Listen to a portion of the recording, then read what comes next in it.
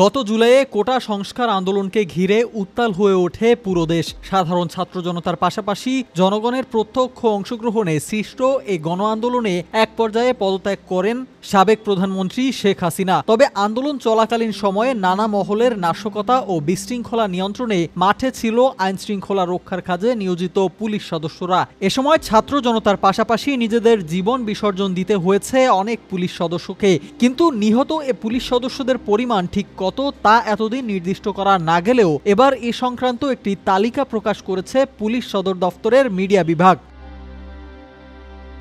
জানা গেছে, সম্প্রতি ঘটে যাওয়া কোটা সংস্কার আন্দোলনে নিরাপত্তার দায়িত্বে থাকা মোট ৪৪ জন পুলিশ সদস্য নিহত হয়েছেন।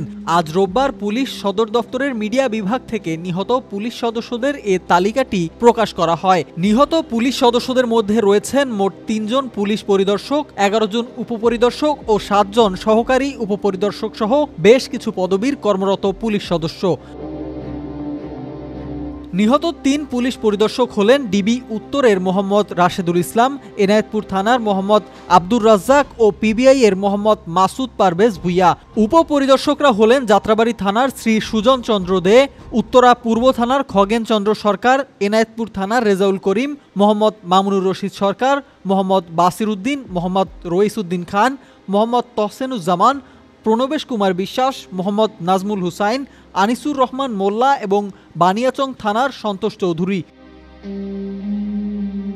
এছাড়া নিহত ৭ সহকারী উপপরিদর্শক হলেন সঞ্জয় কুমার দাস, ফিরোজ হোসেন, মোহাম্মদ সোহেল রানা, রাজু আহমেদ, মোহাম্মদ ওবায়দুর রহমান, মোহাম্মদ মুক্তাদির ও মোহাম্মদ রফিকুল ইসলাম। আরও রয়েছেন নায়েক মোহাম্মদ গিয়াসউদ্দিন ও এটিএসআই আলী হোসেন চৌধুরী। নিহত পুলিশ সদস্যদের মধ্যে কনস্টেবল পদে ছিলেন মোহাম্মদ আব্দুল মজিদ, মোহাম্মদ রেজাউল করিম, মোহাম্মদ মাহফুজুর রহমান, মোহাম্মদ শহীদুল আলম, মোহাম্মদ আবু হাসনাত রনি, মীর মোন্তাজ আলী, সুমন কুমার ঘরামি, মোহাম্মদ আব্দুল মালেক, মাইনুদ্দিন লিটন, মোহাম্মদ ইব্রাহিম, মোহাম্মদ আব্দুস সালেক, মোহাম্মদ হাফিজুল ইসলাম, মোহাম্মদ রবিউল আলম শাহ, মোহাম্মদ হুমায়ুন কবির, মোহাম্মদ আরিফুল আজম, মোহাম্মদ রিয়াজুল ইসলাম, মোহাম্মদ শাহিনুদ্দিন, মোহাম্মদ হানিফ আলী, মোহাম্মদ এরশাদ আলী, মোহাম্মদ সুজন মিয়া ও মোহাম্মদ খলিলুর রহমান।